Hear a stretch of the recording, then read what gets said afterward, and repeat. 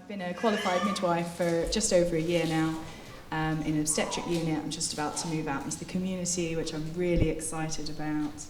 I'm a parent. I've got 2 little people with my husband, and I'm also a transgender man. I have been on testosterone for about 5 weeks now, if you want my medical history. So I apologise if my voice is a bit all over the place, because it is happening. I am lucky enough to belong to 2 amazing communities, midwifery and the trans community.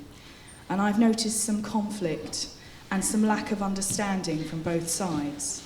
And I feel very lucky to have the opportunity today to talk about why I think that is. For a long time, for a really long time, midwifery has been part of advocating for and protecting the rights of women. Midwifery was birthed by women and nurtured by women. And today in society, midwifery is basically unique as one of the only careers that truly values the wisdom and the sacred knowledge of women. Midwifery is not just centred around women because of certain body parts that certain people have, but because it is rooted in the foundations of womanhood, of witchcraft, of the moon, of art, which is part of why we're here today, and of the left side of the brain. This has value in society, and it's okay. When I've met resistance from birth workers when it comes to supporting trans people, it's come out that they have fear. Fear of something so important and so ancient being erased. Then we have my trans siblings and I, people who may need to access maternity services but who are not women. When I've spoken to others in the trans community, they've shared that they've been very nervous, awkward and often quite dysphoric trying to use maternity services as they are today. And that's not right. It's a service, and healthcare in this country is for everyone, thankfully. Ultimately, trans parents-to-be are not that different from the rest of our clients as midwives. They're going through a big life-changing thing, with us birth workers there to guide and reassure them.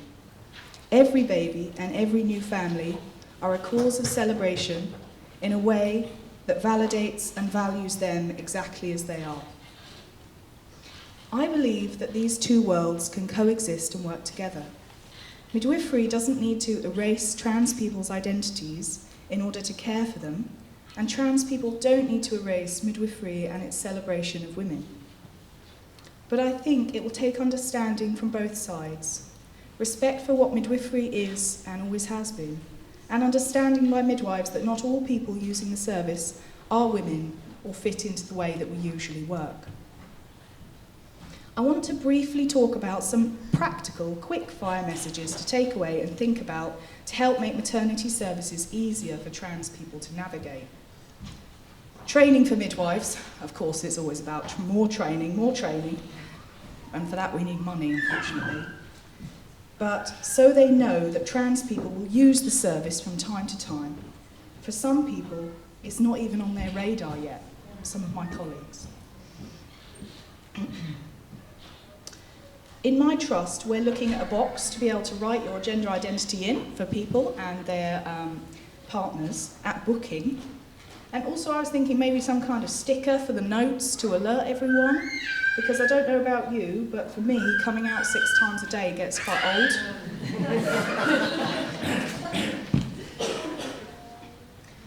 Another thing I wanted to take the opportunity to remind my fellow birth workers here today is that although it is unusual and interesting, trans people are not at their antenatal clinic appointment or at the birth centre to educate others about transition. And please, if you find your colleagues over-questioning someone that is trans about their transition and, oh, what's this and that and the other, just kindly direct them to our friend Google. It's all there. Pronouns may seem like a little thing, but they are actually a big part of every person's identity. Pregnant people and new parents are a vulnerable group anyway, and being trans makes them especially vulnerable when using maternity services.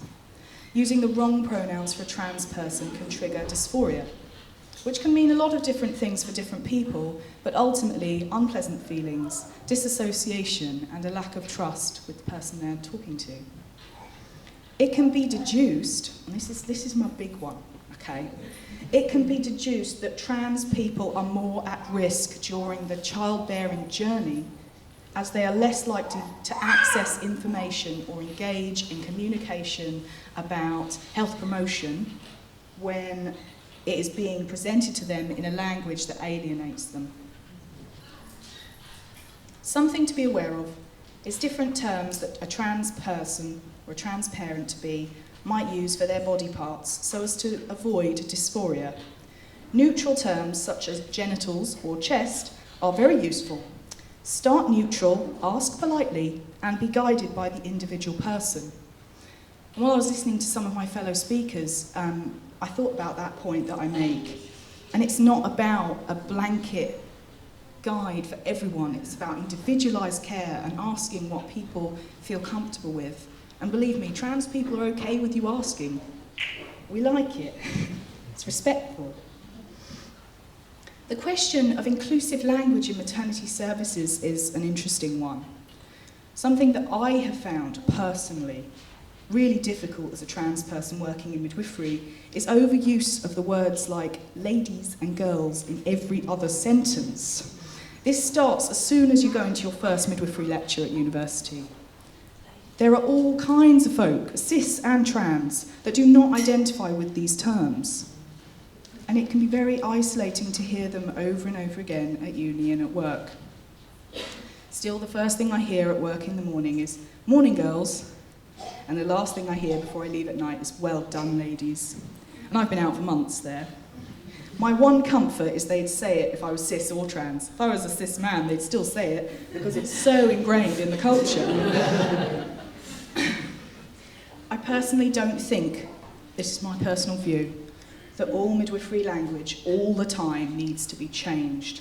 As I've already said, it is okay for midwifery to continue to celebrate women in our society. I think that just an awareness in midwifery culture about how to adapt the service and use the right language and give out the right leaflets for trans people is the foundation of what we need.